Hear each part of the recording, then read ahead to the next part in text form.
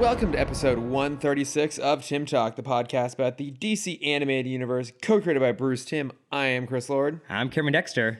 And happy Disney Plus Day, Chris. Oh my God, that's right. What a glorious day.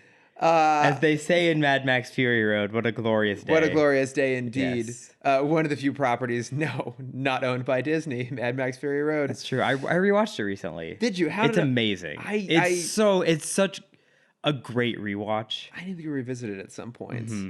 But who's going to have the time because now Disney Plus exists. Exactly. And there is no more free time. What do we have today, Chris? We have The Mandalorian. We have Lady and the Tramp. We have Noelle. Obviously, I cannot wait for Lady and the Tramp. Obviously. Have you been asking for a live-action dog-themed movie?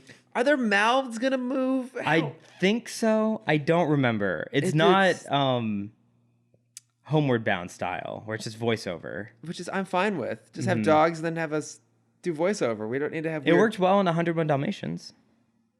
They didn't have mouths moving. 102 Dalmatians? No, I mean the voiceover. Oh, yeah, it's fine. Mm-hmm. Yeah. Wait a minute. But even 101 Dalmatians didn't have any voiceover. 102 Dalmatians. It's it? I think so. Yeah, because I remember one of the dogs talking. Was it like a dream sequence or something? Because the first one has no voiceover. Then the second one does. Okay, I've never seen the second one. Okay. At what point in the Air Bud franchise did they start having voices for the dogs? The pups. Okay, when they got Air the pups. Air pups. Mm-hmm. Okay. Yes.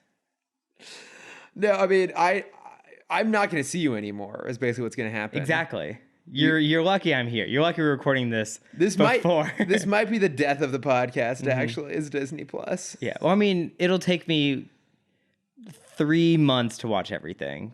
3.5 months to watch everything. You have mapped this out, haven't you? Of course I have. You've actually run the numbers on this. Yeah. Now, it's worth noting that because you are able to work from home, you are able to just have stuff constantly on in the background. Mm-hmm. So it's not like you're actually sitting down and watching this all the time. It's like it's on while you're working. Yeah, it's just on. Yeah. Yeah, so you're actually able to have the TV on for like 16 hours a day. Mm-hmm. Yeah, some of us get like 30 minutes. Yeah. So my mom called me yesterday asking about the podcast. She was asking how old you were and about the micro generational gap between us. She's like, that can't be a thing. Because the last episode? Yeah. Yeah. And I'm like, oh, it's a thing. And she's like, well, you watched everything. And I'm like, yes, I watched everything. Because I came home and the TV was on from 3:15 to 6:15 the next day, and it never went off. Yeah. I never stopped watching television. I still watch cartoons.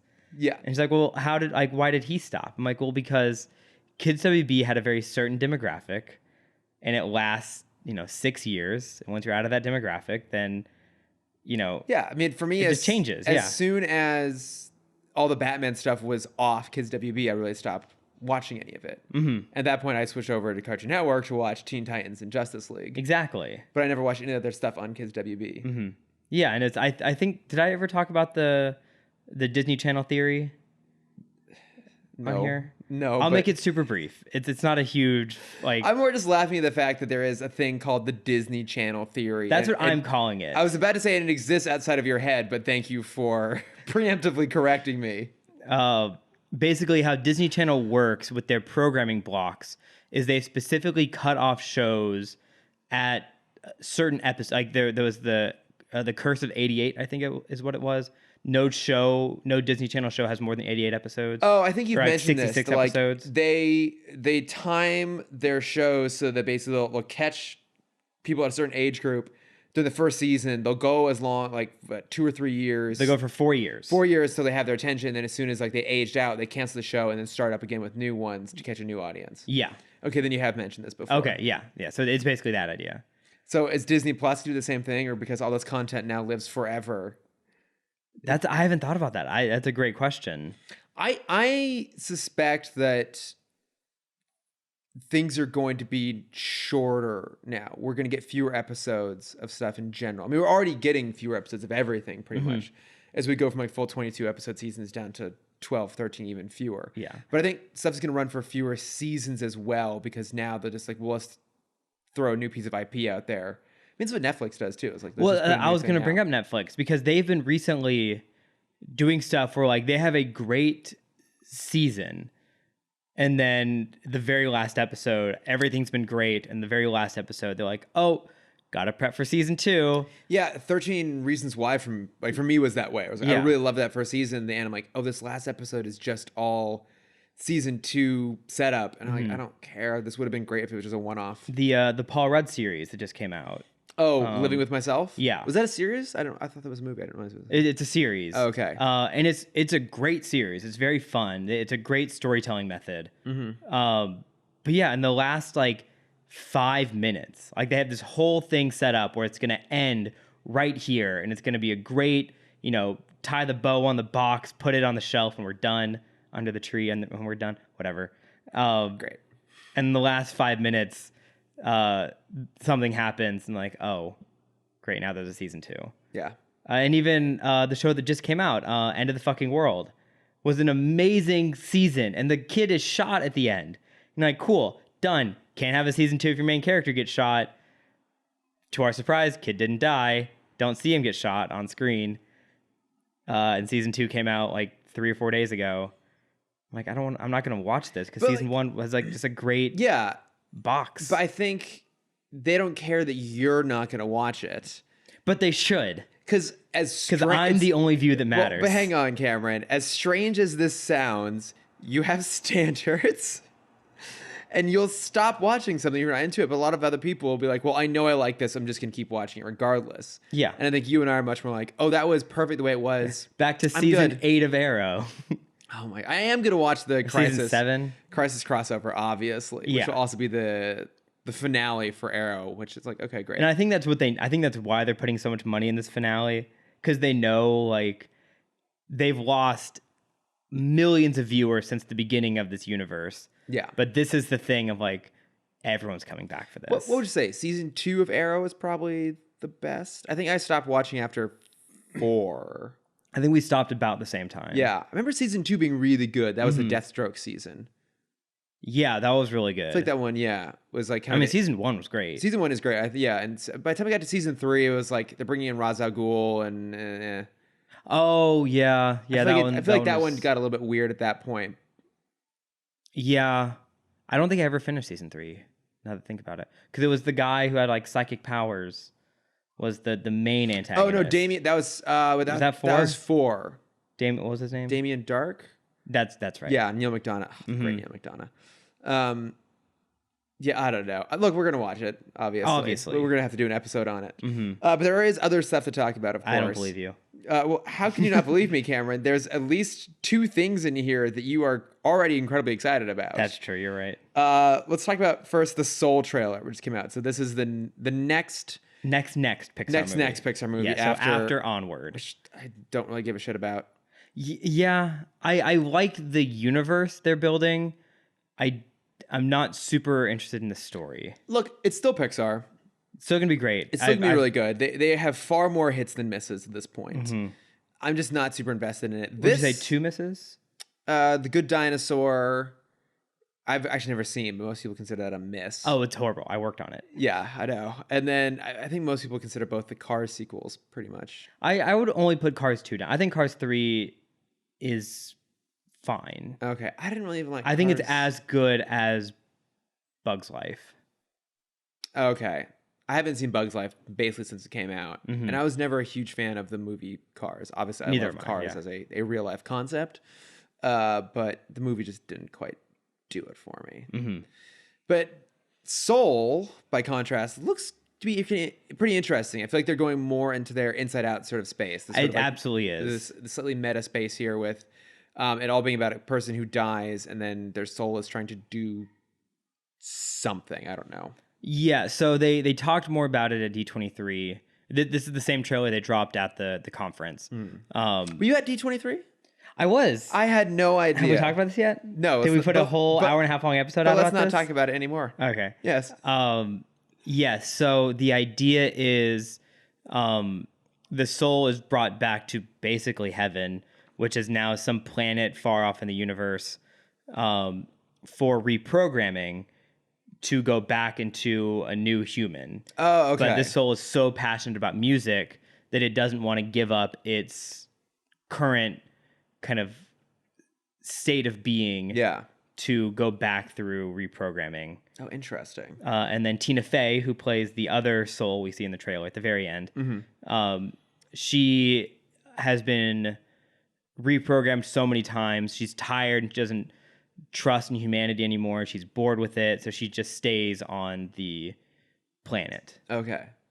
So you have the overly passionate teamed up with the under-passionate. Recipe for a good Pixar setup. Yeah. No, I mean, it looks intriguing, and I'm always interested in whatever's coming from Pixar, and I don't know, we shall see. It's always very unique. Yeah.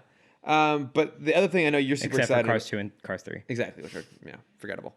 I know you're super excited about this. The first look at Scoob came out. The potential first look at the Hanna-Barbera verse. Yeah, that's Maybe, true. hopefully. So we only saw the Scooby Gang itself. We didn't see anybody else because I think I have the information here. So as a reminder to everyone, actually, no, I'll let you remind them of what this movie is, Cameron. Oh, I don't know, it's a Scooby-Doo movie. Well, but it's more than a Scooby-Doo movie. It's an animated Scooby-Doo movie. I don't know what you want me to say. I don't remember. It includes the other elements of the Hanna-Barbera universe. It's not just Scooby-Doo. Yeah. Yes, we haven't seen anything about that yet. No, but I was trying to, while you were talking, I was trying to remember who the voice cast was. Well, that's what I have up here, and that's what I was trying to tee up, is that they have other people. So I have it right here. So Frank Welker is going to be doing the voice of Scooby, which he's been doing for a long time.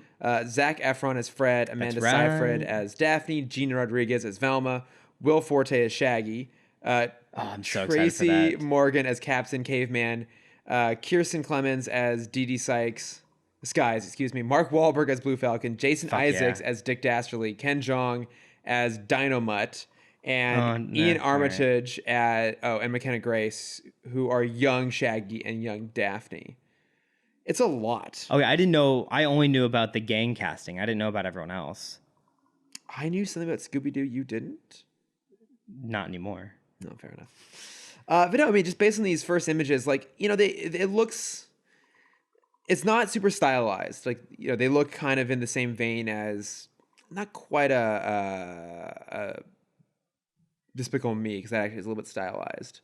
Yeah, it's because It's like... Who's making this one? It's not Illumination. It's not DreamWorks. Oh, it's Warner Brothers. Oh, it's Warner Animation. Okay. Yeah, it's Warner Animation. So, okay. I mean, they look not far off from, say, the Frozen universe, which is slightly stylized, but whatever your version of, CG, not photoreal, but, fairly grounded, well, they're realistic. kind of I'm just thinking of Fred. They're kind of blocky characters, aren't they? Yeah. Okay. I mean, they look pretty grounded. I know, but I like it. No, I like it, too. I mean, I would say this looks like a pretty faithful CG adaptation of the original animation style. So...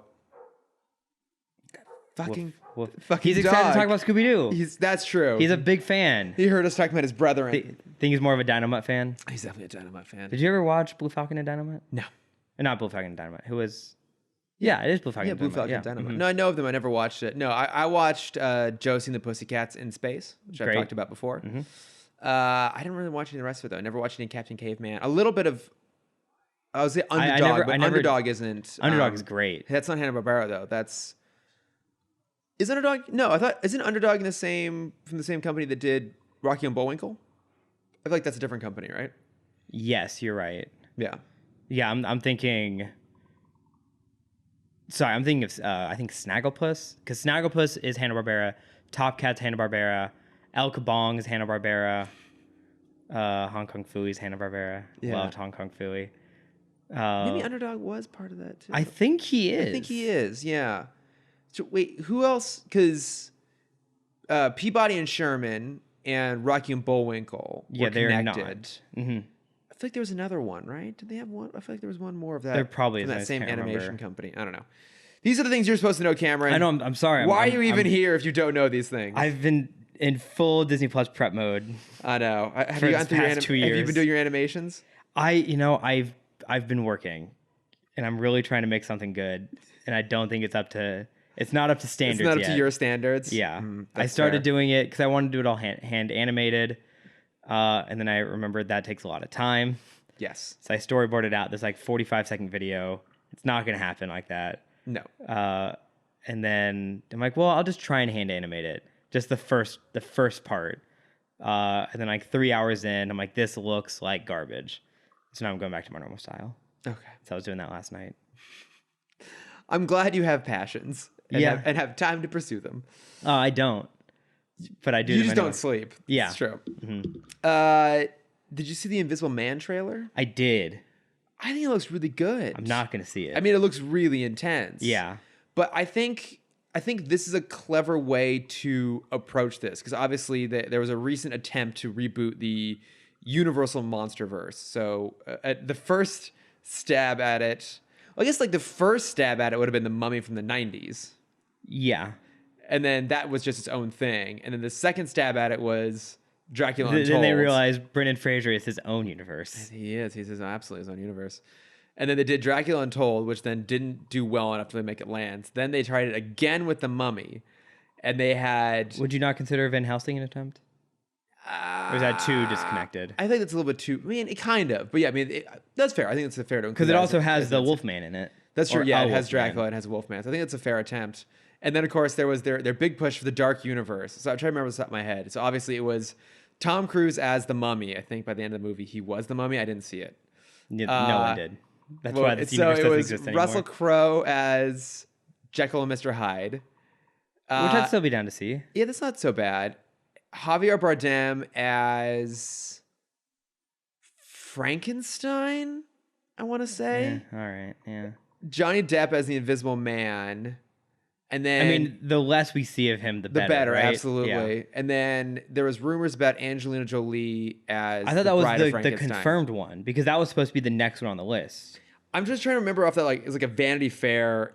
Yeah, that was the photo. Yeah. No, because Bride of Frankenstein was supposed to be the next movie. I thought it was, but I don't think she was in that photo. I'm bringing it up here. Maybe she was. Now, here we go. All right. No, I don't want that. There we go.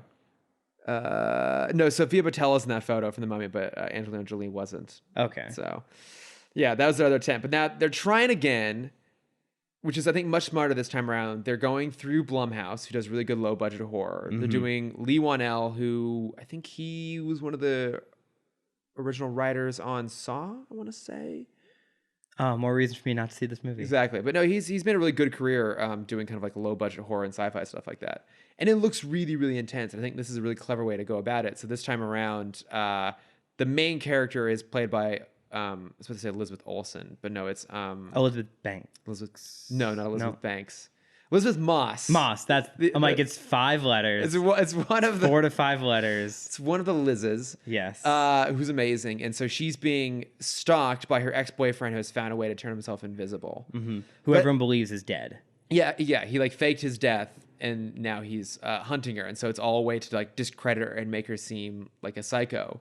And beyond the fact that's a really good idea for a horror film, I think it's also just, pretty obviously prescient for the world right now. I just think it looks really good. Do you think it's just a metaphor for like cyberbullying? Oh, absolutely. Yeah. They were going to have Melania Trump star in it, but then she was too busy standing by a wall. Yeah, I don't know. What did she do? I don't know. Lick paint? I don't even know. Yeah, I think this looks really good. I mean, I'm not a big horror person, but I'm trying to get more into the genre. Good for you. Someone here has to. And I'm certainly not. There is a lot of good stuff out there. I just haven't seen it. But I mean, you caught up on some horror stuff recently, right? Like around Halloween, didn't you watch the first 2 Scream movies? Yeah. And Evil Dead. I still haven't seen any of those. I need to go watch those. Did you watch the original Evil Dead? Yeah, I watched the first one because I want to get into like the super campy ones because I heard those are a lot of fun. Yeah, I'll talk about it at the end, but there's definitely some stuff in Nightmare on Elm Street that's very campy. Yeah, in my plugs, I'll get to that. I need to go back and watch the original monster movies though, because like I want to see the original Invisible Man. Like from the 30s. Yeah. Original Dracula, original Frankenstein. Yeah. I mean, yeah, the original Invisible Man was Claude Rains, who is fantastic in Casablanca. Yeah, he is. Yeah. The list... Wait, I thought you hadn't seen Casablanca. I have seen Casablanca. Oh, that's right. Okay. Yeah. I can't remember the things you haven't seen because it's a really disturbingly long list. I know it is. I want to... I'm sure someone's already done it, but I want to make a list of every movie mentioned in the opening song of Rocky Horror. Late night double feature. Oh, and yeah. have that be my Halloween movie list for next year. That's a solid plan. Right? Because then you can cap the whole thing off with Rocky Horror. Because those are like the cult movies. Yeah. Day the Earth Stood Still, Flash Gordon, Flash. Savior of the Universe. Da, da, da, da. Yeah, I And it haven't was seen. Blades of Glory. Oh my god, I've never seen Blades of Glory. Really? I've heard it's actually pretty funny. It is. It's very dumb. I would But also it's so funny. I would also suspect going back to it now, it's going to be very homophobic. Which we have discussed at length that was just like the tone of most comedy, most male-centered comedy from the early 2000s. Yeah, and I'm trying because the only joke that I remember is a guy holding a hot dog bun with 2 hot dogs in it. He's like, "This isn't normal," and I'm like, "But that's pretty funny." I mean, from what I remember of that movie, the whole concept is rooted in homophobia because it's like, what if it was 2 male ice dancers rather than a male-female version? Mm-hmm. Yeah. Yeah, and they do like the crotch lift, and it's like that's only for the second show. Though. Will Ferrell like grimacing as he's having to hold up John Heater by the dick. Yeah. So just because that's a lot of work. I mean, John Heater is not a heavy man, but it's still an exhausting effort. Mm-hmm. Yeah, I am probably never gonna go back and rewatch that. But there's one other thing. Just watch the skating parts. No, I'm good. Okay, good, because those are pretty fun. Hard pass. Okay. There's one other thing worth talking about, and it's the Joker. We keep saying we're not going to keep talking about this movie, but I do want to talk about this. So it's obviously still doing really crazy well. It's currently, as of the time I'm reading this article on Saturday here, made $957 million. So it will cross the $1 billion mark, undoubtedly. Mm-hmm. Now, what's interesting, it was made on a $62.5 million budget, which means that it's currently made 15.3 times its budget. And as we've mentioned before, a movie has to make at least double to be considered profitable because of print and advertising costs. So this movie is crazy, crazy profitable. It is now the most profitable comic book movie ever made. I guess up to this point, it had been actually The Mask, which made $351 million off a $23 million budget. That makes me really happy. It does, because I mean, we both love that movie. I love The Mask. We gotta revisit that at some point here soon. Mm-hmm. But so there's a little more information here. It's the 3rd lowest budget movie to cross $900 million behind Bohemian Rhapsody and The Lion King. And when it crosses $1 billion, it will be the lowest budgeted movie, surpassing Jurassic Park, which up to this point was the lowest budget for crossing the $1 billion mark. Wow. Which is pretty crazy when you think about the fact that Jurassic Park made $1 billion in 1995. 5? 3. 3? 3. Thank you. But I think I don't necessarily want to talk about the fact that it's been super successful. I want to talk about what we think this will do for the industry. So the optimist in me says that the lesson to be taken away from this is that you can do low budget IP films and have them be really successful. Mm-hmm. And that maybe this is an avenue to pursue going forward, that not everything has to have a $150 million budget and has to be crazy, crazy big, but that you can go smaller and go more specific. Deadpool being a great example. Obviously, they're both R-rated, so they, by their very nature, are less likely to make more money. Mm-hmm. That's what I would love to see. Like, I would love for them to do like a lower budget, like, you know, a buddy cop film with, say, like Blue Beetle and Booster Gold sort of thing. Yeah, like, exactly. Yeah, like, you know, again, very niche characters. But we've seen before that if the tone is done right, and if you're presenting something that we haven't really seen before, if you're giving us a twist on a genre, people will still go see it regardless of how popular the character is. Mm-hmm. I would love to see that done for like a, you know, relatively low budget and see what happens with it. There's of course the cynical side to it. I feel like that's more where your head gravitates. That's my fear. Yeah. So what do you think is going to happen as a result of this? Everything's going to get even more serious. Yep. Somehow we're going to have even more realism in movies. Yeah, and it's just going to be a downward spiral of despair and poor decisions from there. Well, because this is the thing that Warner Brothers has been doing for a really long time. Is really it pretty much all stems back to The Dark Knight, which we've talked about this before, but the legacy of The Dark Knight, I think, has actually been worse for comic book movies than it has been for the better. I would, for Warner Brothers, I'd extend it even as far back as the first Harry Potter. In the sense of piggybacking off of ideas. You have the Harry Potter movies coming through, and then that is they see the golden ticket is teen movies. Where are you going with the argument? Because I'm going off of them taking one idea and then exploding it until it's a bad idea. Yeah, I'm going Exploiting off it of to I'm the going bad off of tone. Oh, okay. I was going off But of okay, them. what other teen movies was Warner Brothers putting out? Hunger Game. No, yeah, That Hunger was Game. Lionsgate. Okay. Oh God, what the Twilight wasn't Warner Brothers. No, I know. There's the one. Divergent wasn't Warner Brothers. I don't think. I know. No, I think that one might have been. No, that was also Lionsgate. There was The Fifth Wave, which was based off of a teen movie that starred what's her face from Kick-Ass. Chloe Grace Moretz. Mm-hmm. The Fifth Wave. Oh, Yeah, there was the one that just came out 2 years ago. But hang on, I would put that on the Hunger Games, not on Harry Potter, because I think Harry Potter. Okay, yeah, I think Harry Potter exists as its own really distinct phenomenon. Mm-hmm.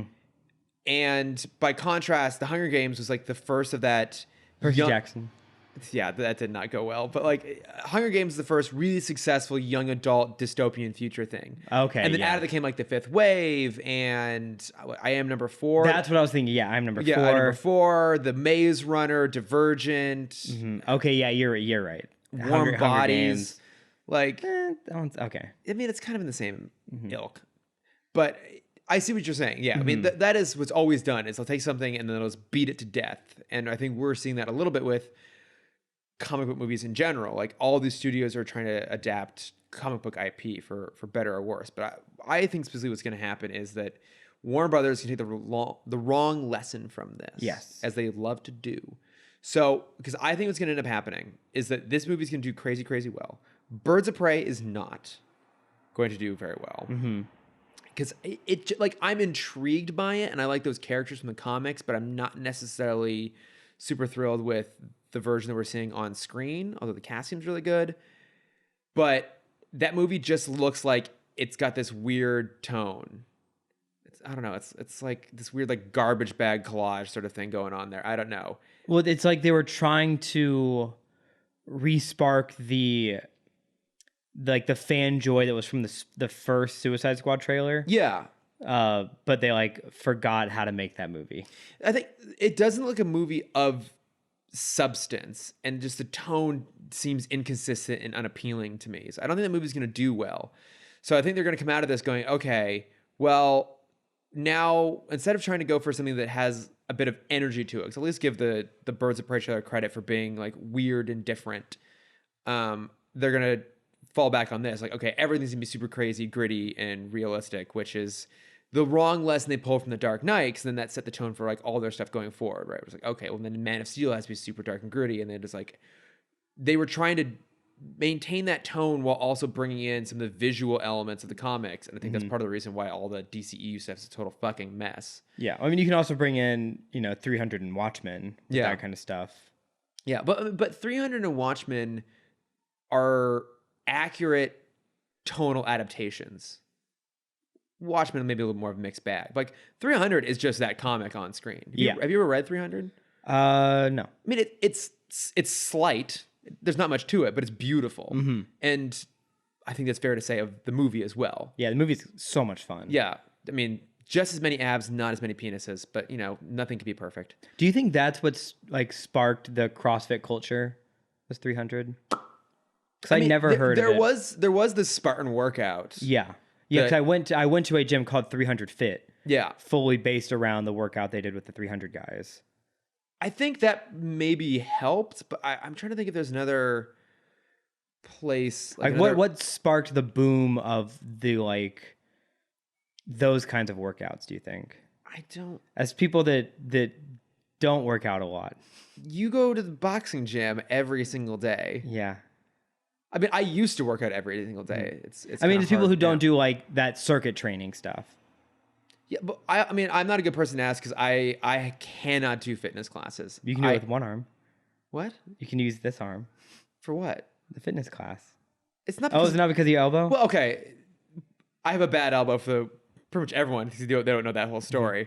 But no, I mean, I don't. Tennis elbow. Right? Horrible, real nasty tennis accident. No, I don't like fitness classes. Could have gone to Wimbledon. I could have been a contender. I don't like fitness classes because I don't like someone telling me what to do. Oh, that's right. Like, I don't, yeah, there's the self-conscious element, which is like, there's some exercise I can't do because of my bad elbow. But the other part of it is like, I just don't like being in environments like, okay, now all right, guys, we're going to go after the next thing. It's be super crazy. Like, I can't stand that really like fake pump up energy. You've never done a Soul Cycle class? It's like, I've done one Soul Cycle class. Okay. I hated it. I hated it because my friend Andrew, I love you. I don't think you're even listening, but I do love you. But he made me sit in the front row. Oh yeah, for my first that's class. the worst And stuff. he goes like almost every single day, so he knows everyone there. He's super close to everyone. He knew the guy teaching the class, and so I then became the person in the front row who didn't know what they were doing. So I became the example, which he's like, "All right, you gotta like lean forward and like put your shoulders back and do these other things." I'm just like, "Don't touch me. Don't talk to me. I know I'm not doing this right. I don't fucking care. This needs to end now." I hate being told what to do. Like personal training, fine. One-on-one, great. In a class environment, I cannot stand it. It's like oh, it's when you and I were at Disneyland for Blackout Bingo. We were walking along Main Street. There was that group of people doing like, I don't know, like their summer camp chant or whatever right next to us. Do you remember that? That triggers this very specific thing that I just cannot fucking stand, which is like the forced chipper participatory mentality. I was like, do you have like repressed camp memories? I didn't really do camp. Like I could not do this. Obviously, I can tell. I could not do this sort of shit as a kid. My mom took me to like soccer. I was like, I can't do this. I cannot do any sort of like team sort of things. I like to do things on my own, my way. So I became a tennis player. Exactly. Until it all got ruined. Don't drive off cliffs, kids. Especially with the tennis racket. Especially the tennis racket in your hand. But where are we going with this? Oh, CrossFit. I don't know where I started from. Yeah. I've done a couple. I think I've done like one CrossFit thing and some other fitness stuff. I just can't do it. I hate fitness groups. I had a CrossFit for like a year. It wasn't bad. Yeah. I mean, the boxing thing works super well for you. Yeah, boxing's great. Yeah. That's something I would be willing to try. I'll like, check out. But that's me just living my anime fantasy. I'm just going to stop you there before we dive too far into that segue. Back in 1988. You weren't even born. I know. There was a manga that came out called Hajime no Ippo. All right, we're good. All right, shall we move on to... Hey, Cameron, Static Shock. Static. Oh my... Wait a minute. Hang on. I've just realized the best part about now being the Static Shock era is when you start going off on tangents, I'll just have to say the word Static Shock and you'll want to go there. I know, especially with these episodes. I didn't realize... So last week I teed up the dumb thing that was... Yeah. That was hit by... I didn't realize it was this episode we were going to see it. Should we wait for the siren to go? Nah. As I said that, it went away. Okay. I'm too excited. Yeah, because you teed up that other... I thought we had like a month or so until we were going to get to this episode. Straight into it. No. Yeah, the other weird things that are affected by the Big Bang, but we're not quite there yet. Because first we have episode 3, The Breed. The Breed. So this is referring to... What exactly is the breed in this? I assume it's so we meet Ebon. Yeah, so like who's fucking awesome. He is great. So basically the idea, the whole plot of this episode essentially is that there's a super popular kid, Derek, who's like star athlete, everyone loves him, the girls are swooning over him, and he was affected by the Big Bang and now he's turning this like weird energy blob thing. And he's recruited by Ebon's metahuman gang. Yeah. So in his speech to Virgil, he says like we're a new breed. We're the next evolution. That's right. Did the weird monster thing that Derek turns into remind you of that orange electric monster from like season 2 of Scooby-Doo? Yes, I was gonna bring it up. I'm like, this is definitely copied from Scooby-Doo. Absolutely, That's yes. exactly what it looks like. I mean, it kind of looks like that, or it kind of looks like the Molten Man from the Terrific Trio episode of Batman Beyond, but instead of looking like lava, he just looks like a white amorphous. Oh, don't worry, there is a blob. Molten Man coming soon. Cannot wait. There's a villain in Teen Titans, which I think is after this at this point. Yeah, because Teen Titans started 2003. It's a guy. It's an energy being whose face is in almost like a floppy drive. Oh, I think I remember. Reminds me of that a lot, I think too. I remember that. Yeah, it's a very generic Or looking. Elmer Sklew from Powerpuff Girls. My favorite character name ever. Elmer Sklew. Elmer space Sklew. Oh, Elmer's Glue. Yeah. I figured that out because as I typed Elmer Sklew, it just automatically changed it to Elmer School, and then it just was a ton of glue. Yeah. Yeah. Isn't he like a sticky thing? He's a kid mate. It's a kid in their kindergarten class who eats radioactive glue and turns into a glue monster. That's amazing. I still can't get an image of this guy. Yeah, it doesn't matter.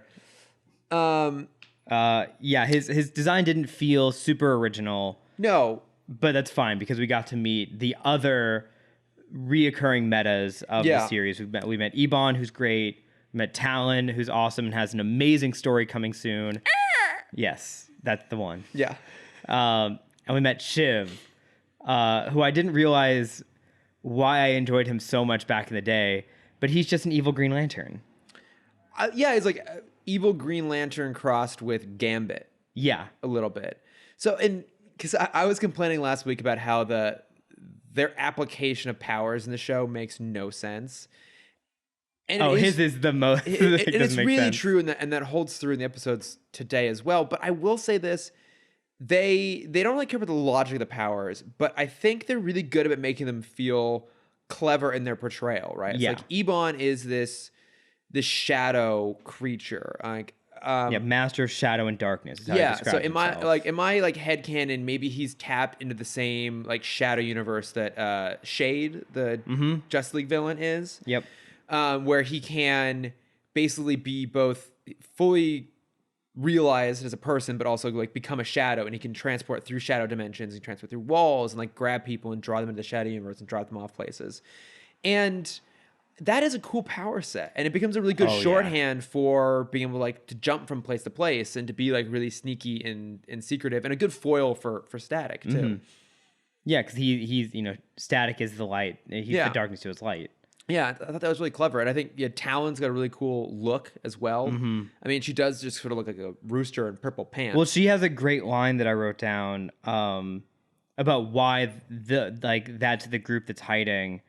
She says something about the fact that you look normal still, but the rest of us don't. Yeah, just because the gas didn't mess up your face doesn't mean you aren't a freak too. Yeah.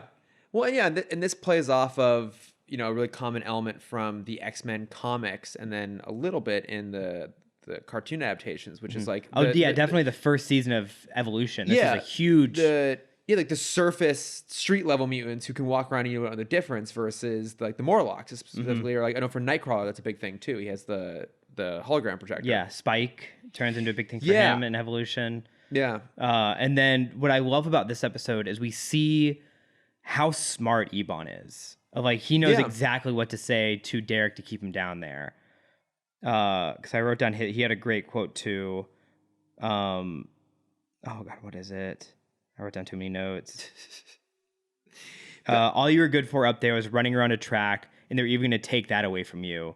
Down here, you can show them who you really are. Yeah. And I'm like, that hits right to his heart. Like he was a kid. He was an incredibly talented kid who wasn't very smart, Derek. And he was about to lose everything because he didn't get good grades. We saw that being a big contender with his mom, of how his mom was blaming herself because they had a big fight about his grades. It's like that was such a sensitive topic for him, and Ebon hit right at that. Well, and I think it goes to show how good the writing is on this. That I mean, obviously, it's all a heightened universe. We're talking like superpowers and stuff like that. But ultimately, what this comes down to is like that sort of pressure that teenagers feel that you have to be everything all the time. And it's like, well, if you are the star athlete, but you're not good at the academic side of things, your only route is athleticism. The only route is sports. And like, what do you do if you can't do that anymore? Well, even I see it as more of like the fake family of like they're only friends with you because you run fast. Yeah, we're here for you.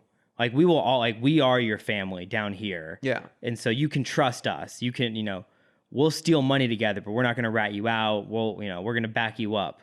They would never do that. Yeah, so you've got to stick with us because we're real. It's the yearning to belong that I think when you're the age you're trying to figure out identity, you will gravitate towards anything that makes you feel welcome.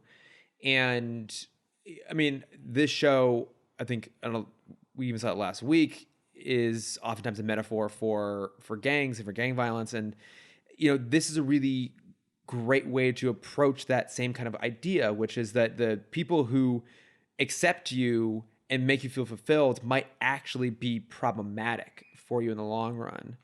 And it's really smart. And again, it's speaking very truthfully to, you know, kids of a certain age watching this without ever talking down to them, which is really, really good. And, you know, it's just the visualizations of it too are really great. Like Ebon's is a really cool looking character. Mm-hmm. Oh man, he's so smooth. I realized I forgot how good this show is with like liquid animation.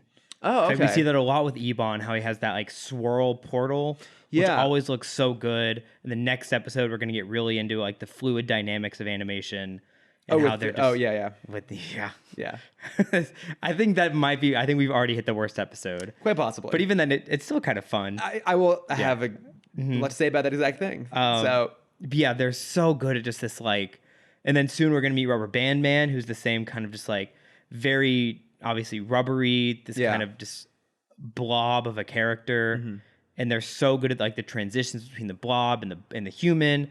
And oh man, the animation on the show is so much better than Zeta. It is, and you know, it's still it doesn't feel as polished to me as the better episodes of BTOS. Yeah, there's a lot of really bad I still animation. think the peak animation was New Batman. I would agree with that. Yeah, like that was like really, really well animated. You know, some parts of Batman Beyond too. But you know, I think for what they were going for here, they're really successful at it, and it's bright and colorful and fluid. But it never feels cheaply made. It almost feels like this is just because I watched a couple of videos about this week. This feels like an early prototype of Into the Spider-Verse. Okay, yeah. It's very like there's kind of like an edge to everything while being fluid. Everything kind of has like a point or a corner, and then with the bright colors. Sorry, I'm super distracted by whatever truck is beeping. That's fine. That was all my points to it. It's the noisiest street today. It is. It's also somehow incredibly hot in the middle of November. Yeah, it's 90 degrees today. In LA, so we have to have a little bit of air flowing through here. I also like that we're getting little introductions of new elements. So Richie builds for Static the Static Saucer, which is really cool. I forgot the names of everything. But yeah, I think throughout this first season, it's going to be like hey, guess what I made? Because we get that in the next episode as well. Yeah. I like that, though. It gives this sense of building continuity. And, you know, we were a little critical of the first episode of the series. All of a sudden, he like now knows perfectly how to use his powers, and he has the costume that came out of nowhere. And that sort of like immediate jump off point just so we can get things rolling. But I feel like now the opposite is happening, which they're slowly doling out small escalations, evolutions in this world, so introducing more recurring characters, giving them the saucer. We'll see more of that happen in the next few episodes as well. So I'm trying to think what else because they have the hideout is coming up soon. He has the glasses that come up soon. Yeah. But I like that they have that idea, right? Because that's something that even Batman never really did. It's sort of like we never had an intro into the Batman universe. It just existed and it continues to exist, and he would just or even with whatever. Gadgets. He always had all the gadgets. He never had to make anything. Yeah, so it's cool to see how two teenagers are figuring out how to be superheroes in this world without the resources that every other character we've seen so far has. It's really good. Yeah, and on that same point, we still continue to see Virgil like kind of not fully being a hero. He is a full-on hero, but you know he is not the strongest yet. He's kind of cocky about everything. He leaps before he looks. Yeah, right. He's so compelled to be a hero that he will jump into a situation not really knowing what to do and have to rely on like his wit to get through it and his smarts, and it works pretty well. But I think part of what makes that character so endearing is his earnestness. Like he really, really wants to do this, and is really determined to be successful at it.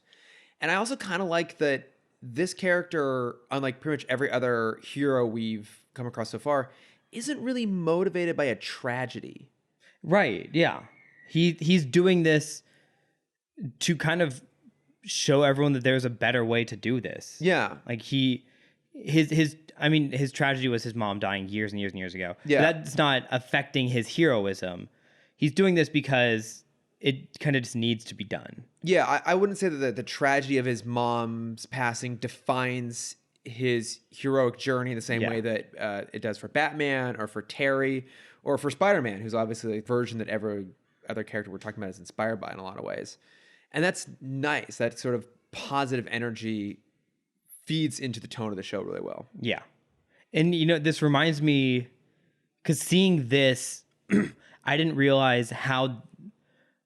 I don't know if this was the template or if all the shows just kind of had the same idea at the same time, but this is the same setup for like Danny Phantom.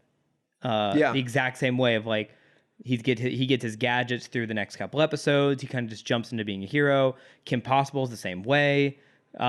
Kids Next, because that's less of the same style. But like I think this and Danny Phantom are incredibly similar in how they set up their hero, their villains, and their side characters. They do such a great job with all of that. Yeah. I think that's where the root of this ultimately lies. And I have a note here something I want to talk about. Can we just mention real quickly how Jason Marsden is like the unsung hero of this show? Oh, he's so good. And that is not in any sort of way to slight Phil Lamar, who is like carrying the show on his back and doing an amazing job. He brings all that humanity and charm to Virgil that makes this series so successful. Mm-hmm. But having Richie around, Richie is so good, and he gets to have the more fun role, right? Because he doesn't have to carry the dramatic weight in the same way. He gets to just be like the quipster along the way, and he has this fantastic, just it's dry but upbeat humor all the way through it. And what was also great is how, I think I mentioned this last week, how much of a time capsule this show is. Yeah, of how they talk, the slang they use, but. I think what makes it still work well now is that the chemistry between those two is really, really good. Oh, it's so authentic, and timeless. And I think that's something that isn't discussed a lot, is how important chemistry is in animation. Mm-hmm. And you think about how hard that can be to do because it's such a different environment. It's not like you're not on a stage, you're not... What the fuck is happening around our building right now? They're just as excited to talk about static.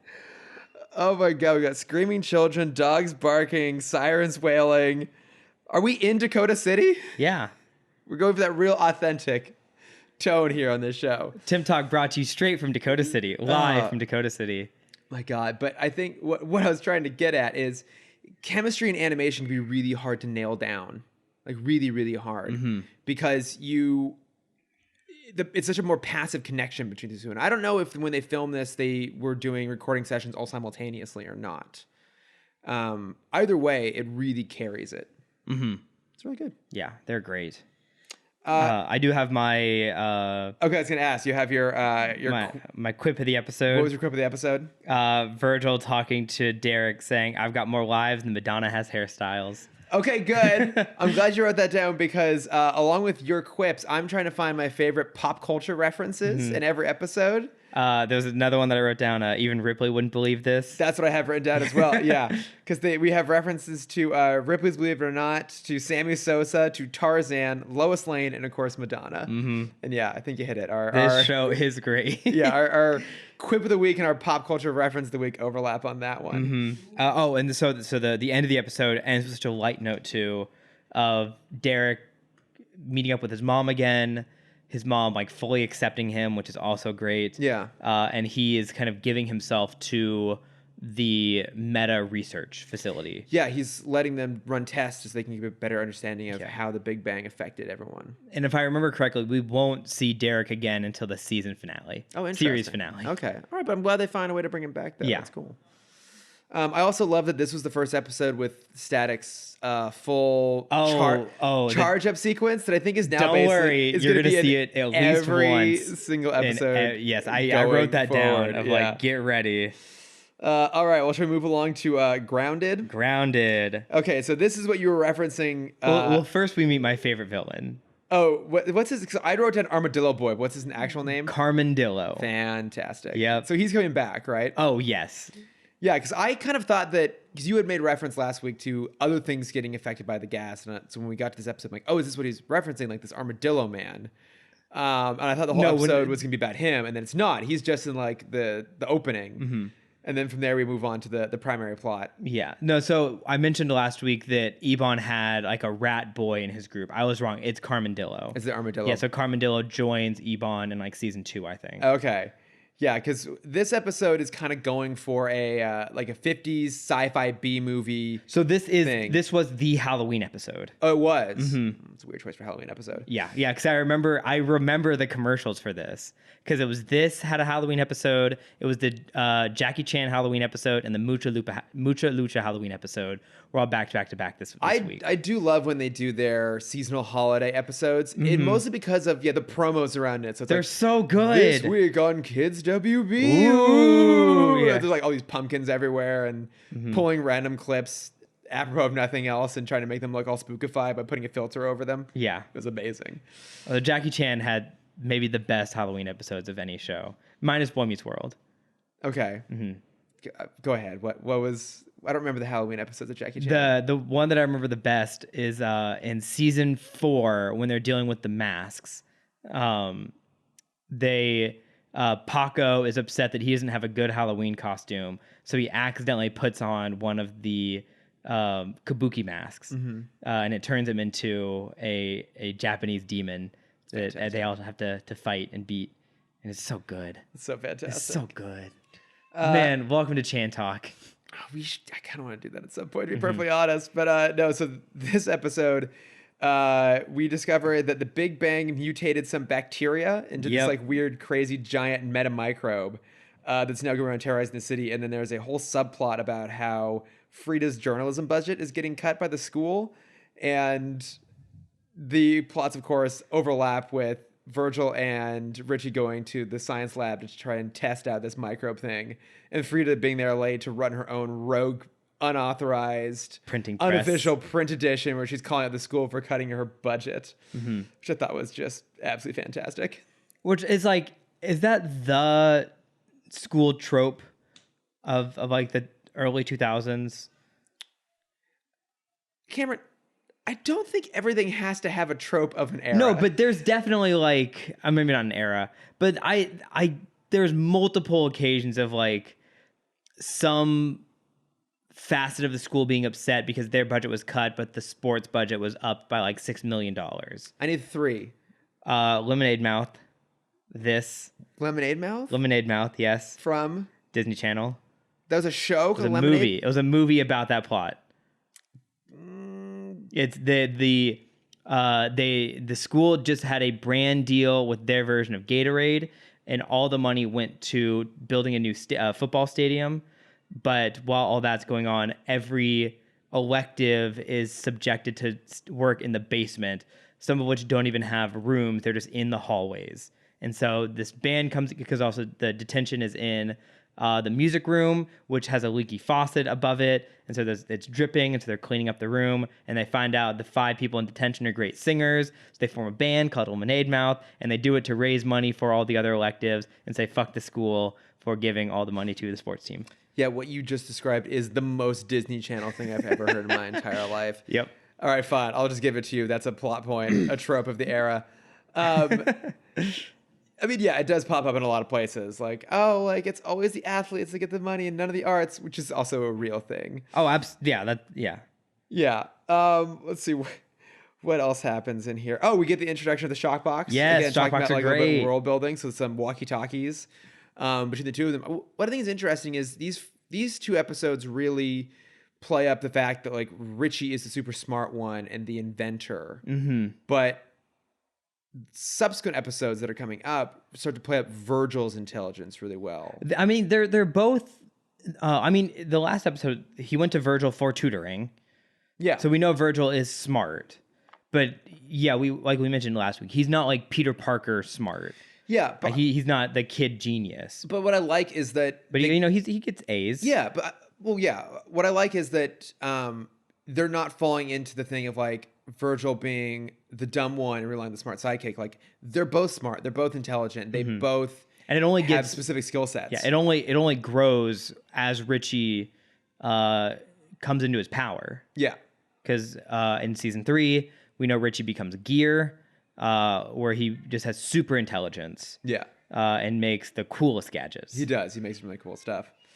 Yeah, so I like that they, like, again, they're kind of continuing to build up that world a little bit. But also the stuff that Richie makes, it's very rudimentary. Like, the stuff they're making isn't fancy they're not making web shooters or anything like that. He made a walkie-talkie. He made a walkie-talkie. And then he made a collapsing metal disc. Yeah. Yeah. No, but I like that they are kind of inventing their own stuff and they're adding those little elements along the way.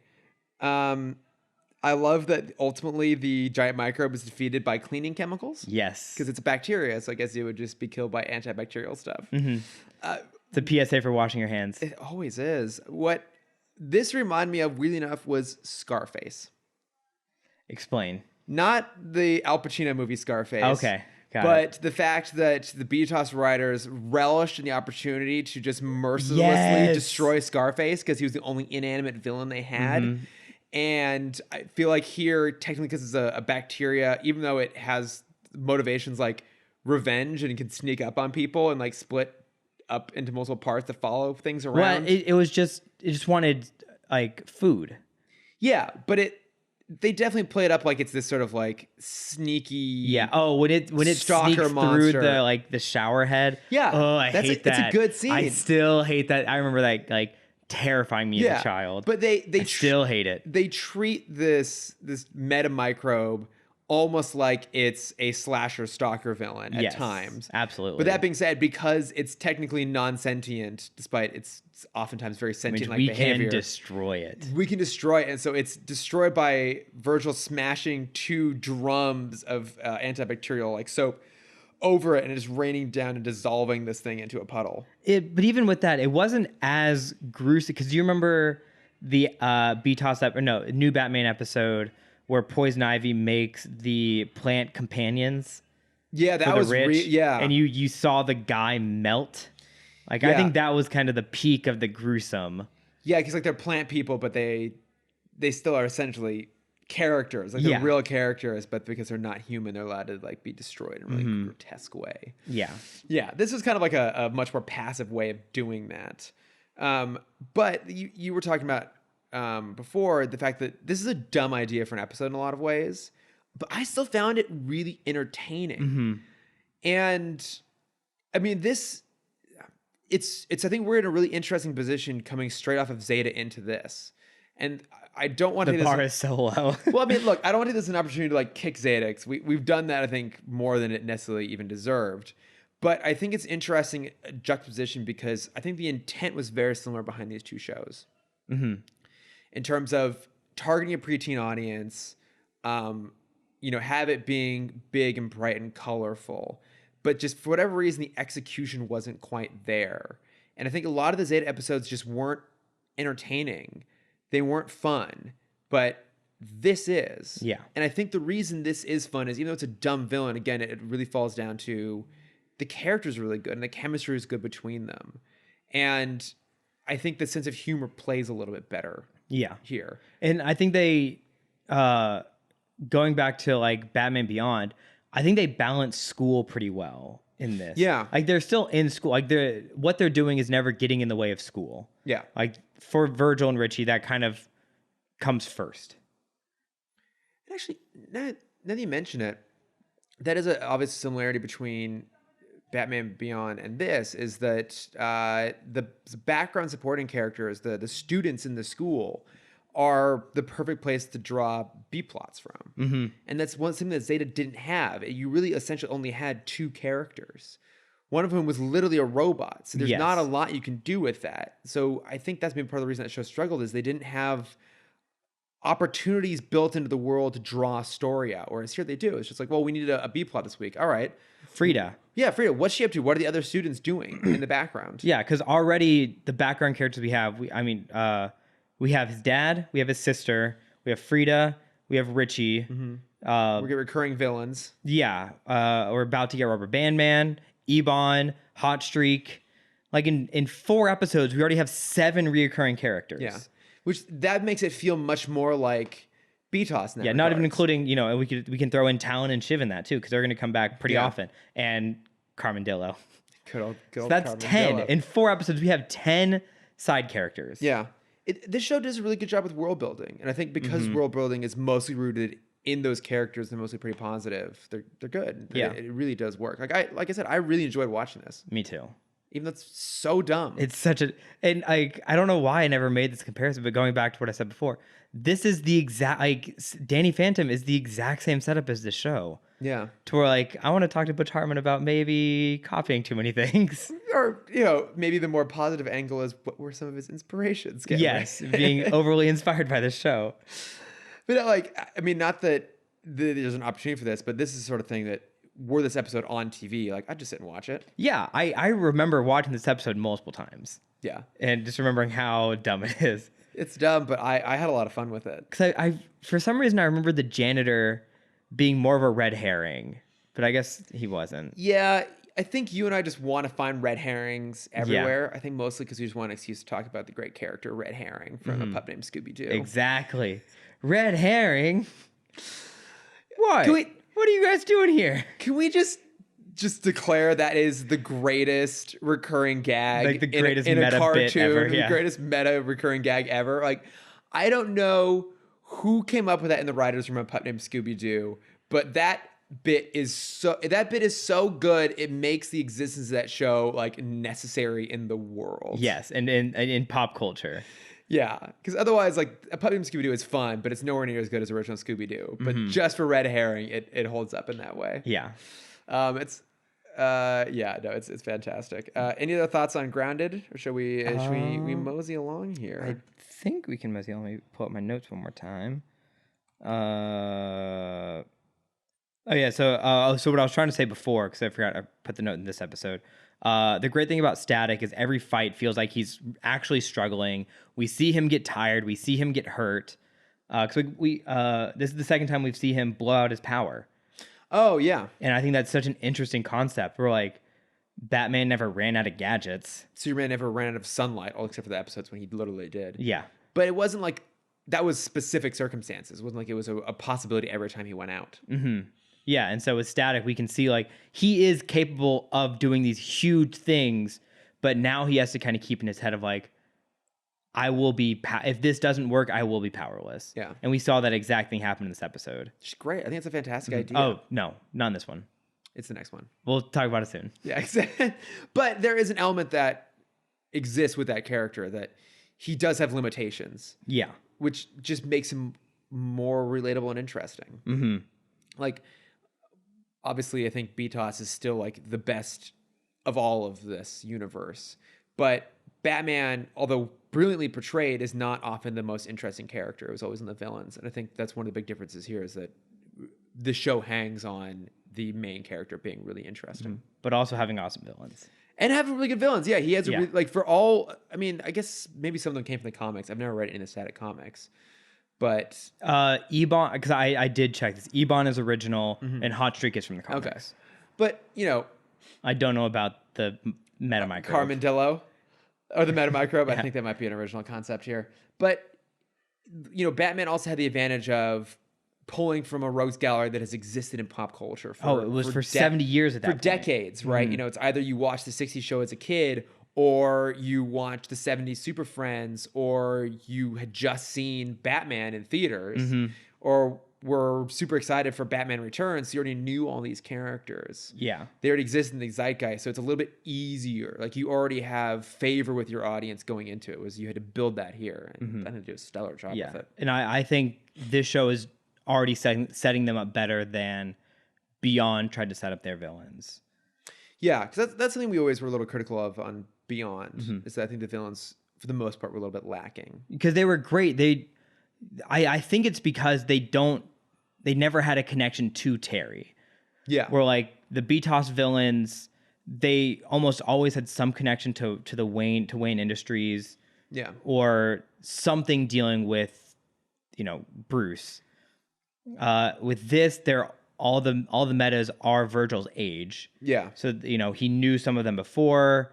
We're gonna get into like the gang that we met in the first episode. We're gonna get into those guys coming back. Like everyone kind of already knows each other. Yeah. Where with Beyond, they weren't really connected to Bruce or to Terry. They were kind of just there. It's like Ink is a great villain, but it has, the only reason Batman's fighting her is because he has to. Right. Yeah. Well, and I think we'll get more into it. Spellbinder did great because Spellbinder was Spellbinder, good, because that was part of the school. And we'll get a little bit more into, I think, how they approach the villains in next week's episode, because little peek behind the curtains, we're doing double dose here. So I think you and I are sometimes getting... Yeah, we're getting episodes episodes. We already watched episodes where we talked about technically next week. But yeah, in next week's episodes, we'll get into it a little bit more as to like how they approach the villains. I think they do a really good job with. Shall we get into some notes from friends? Let's do it. All right.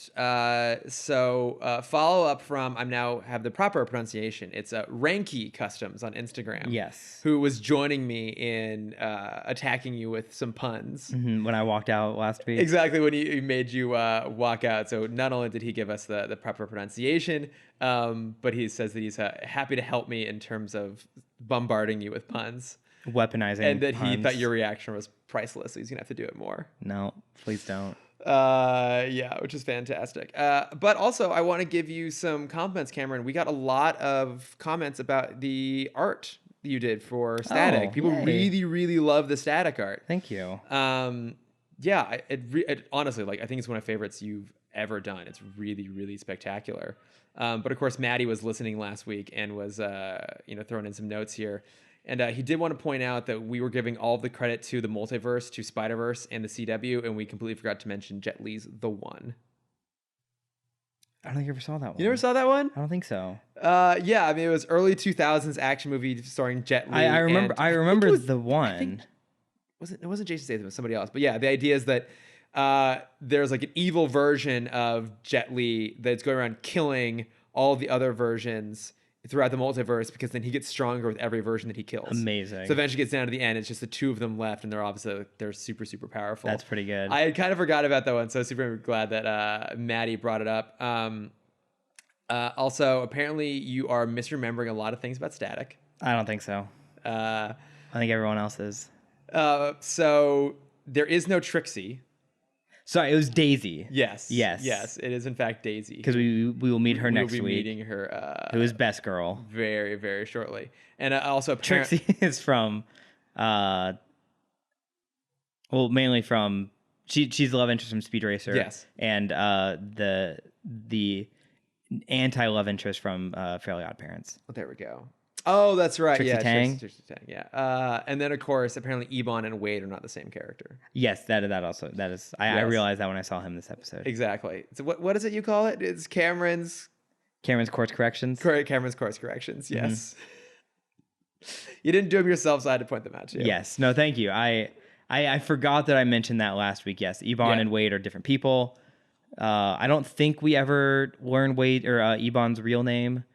We will see him without his powers one or two times. Okay. Yeah. But and then the one last thing was Manda on Twitter just said that she was super happy that we were done talking about Zeta. As am I. As am I.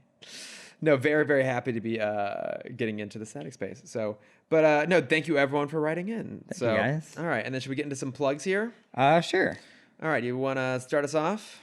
Yeah, I have a weird one this week. It's mainly a plug for you. Okay. The YouTube channel Sideways, which I've plugged once or twice before, they recently put out this great video on why How to Train Your Dragon has the best theme song. Oh, interesting. Okay. And it's really interesting because something Powell, what's his first name? John Powell. John Powell. It was his first major score. It may have been. He also did the Bourne films, but I don't think he did Bourne Identity. I think he was brought on board when Paul Greengrass took over directing on the Bourne Supremacy. I'd have to look that up. Okay. Well, he first off, Powell has a YouTube channel. Oh, he does? Where he just posts all of his compositions. Yeah. That's right. Okay, yeah. So you can see like how he lays out everything. Oh, And that's it's super cool. I fascinating. gotta watch that. Yeah. He only has like 5,000 followers. No one watches them. They're super cool. Well, it's very niche, but Yeah, it's it's very a niche niche. in a way that you and I both appreciate. Yeah, I watched one. I'm like, I don't understand anything. Yeah, I don't like. That's the thing is, I have no knowledge of music. I have no musical talent. I just love film scores. Mm-hmm. Oh, I love them so much. But basically, Sideways was talking about how the theme song introduces every character in the music, but also when it introduces Toothless and Hiccup, they both have separate scores, but when they're laid on top of each other, that's a whole nother song that plays, and that's their flying song. Yeah, so every character's song works with someone else's song. Yeah. And that's works with someone else's theme, and that is an entirely new song that is made later in the played later in the movie. Fucking brilliant. Yeah, and it's like hearing the song again when they were playing it in the video. I'm like, oh my gosh, yeah, they all layer on top of each other. Those are good pulls, actually. I gotta bring in the How to Train Your Dragon scores into my score rotation. Mm-hmm. I have the theme and like one of the other songs in my normal rotation. Yeah.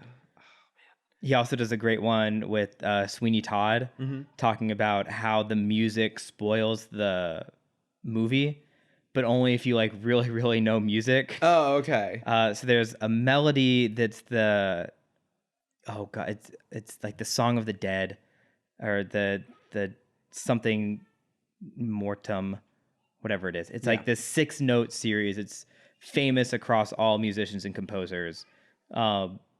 And it's basically played anytime you see Sweeney start to lose his mind. You always hear those 6 notes start. Oh, interesting. It's every character that dies in the movie, their song always starts with the 6 notes. Oh, okay. Oh, that's so clever. Yeah, and they were going into it, and I guess like dozens and dozens of people have analyzed this and have like 8-part YouTube series about just the music of Sweeney Todd and how it uses like death as such a reoccurring theme in every song. I've never actually seen Sweeney Todd. I might have to go watch it. Oh, it's pretty good. I mean,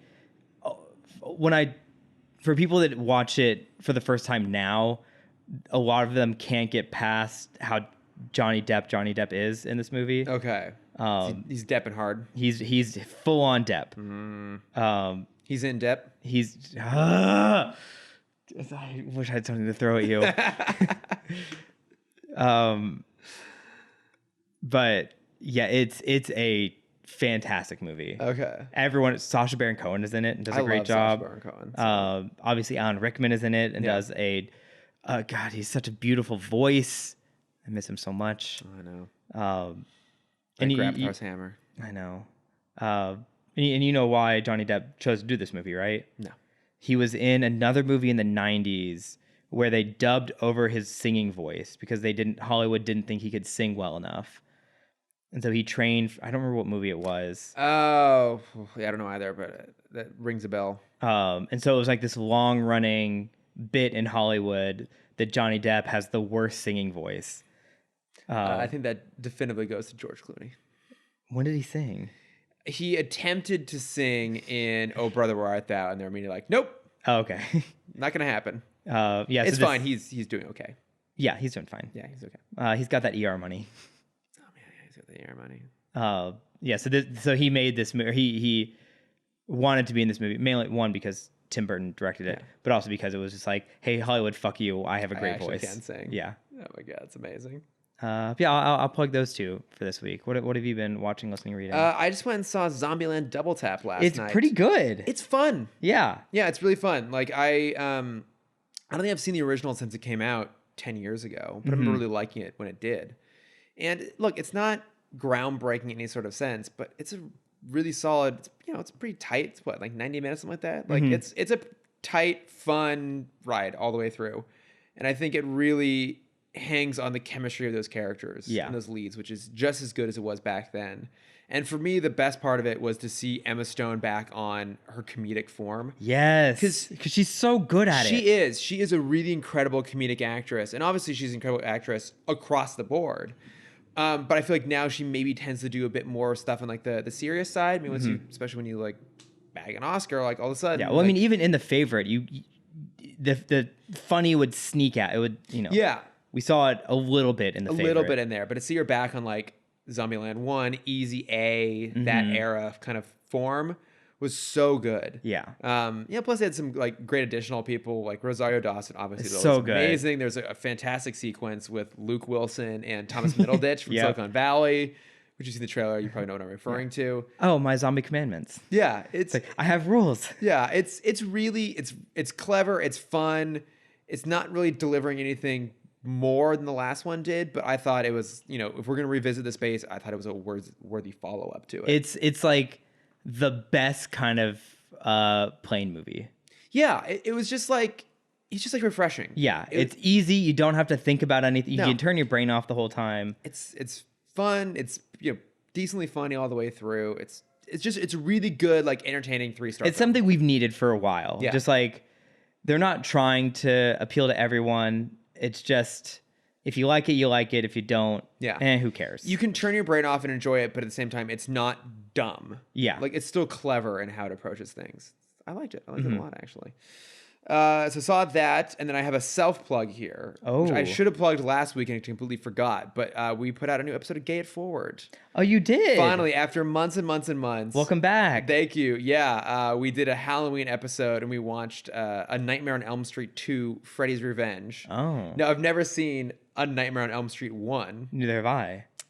I had a vague understanding of how that character worked, but it didn't matter because that is not a horror film at all.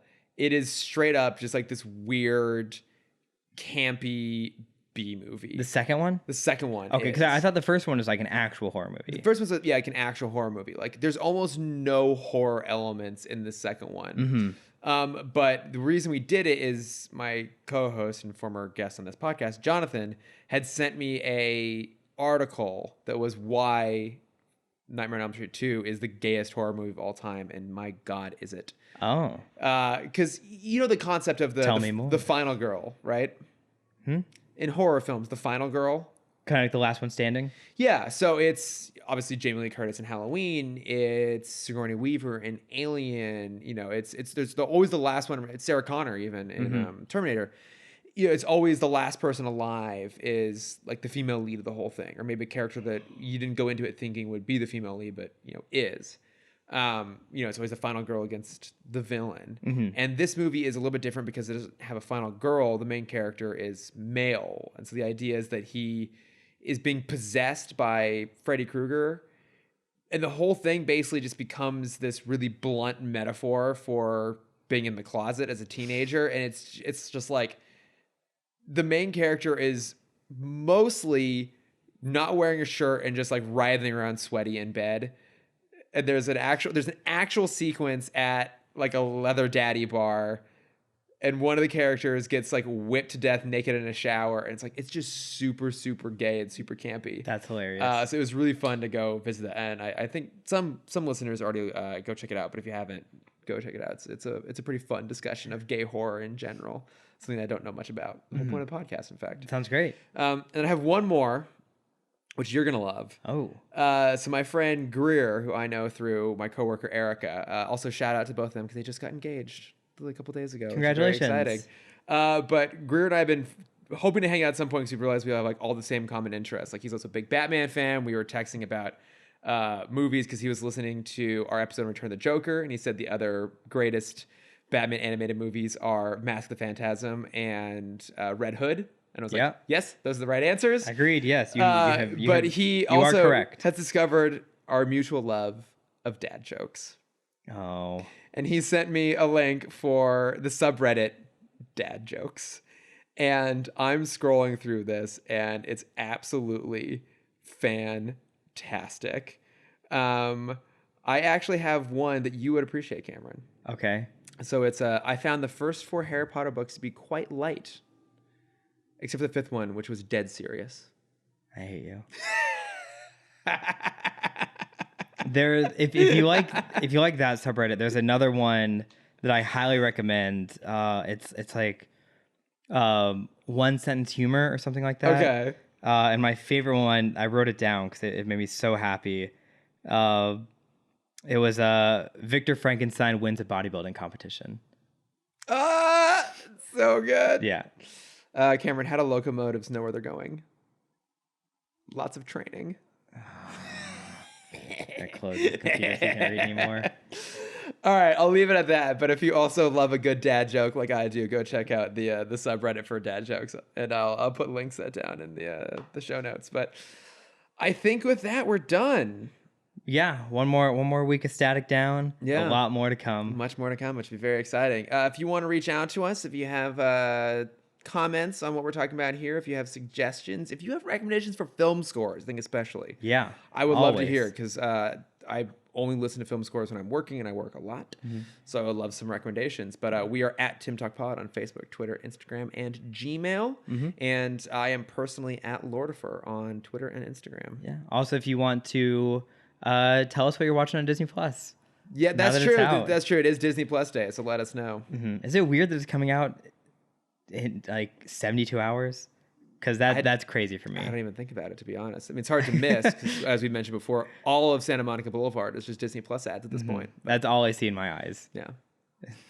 It just pluses. Well, okay, if you want to let Cameron know what your favorite thing on Disney Plus already is, yes, where can they find you? You can find my art at Cameron.Dexter, and if you want to see my face, you can find that at CamDexter_adventures. Boom, boom, boom. Yes. I would also be very curious what people's thoughts are on what the impact of the Joker is going to be. I'm really, really curious what people think is going to, what your predictions are, what's going to happen now, what the lesson, and maybe wrong lesson potentially, that people are going to learn from the success of that movie. So we'd love to hear your thoughts. Yes. Share them with us. Yes. But in the meantime, thanks for listening. And thanks, guess what we have more? More Static Shock. Superhero Static Shock. Whoop, whoop.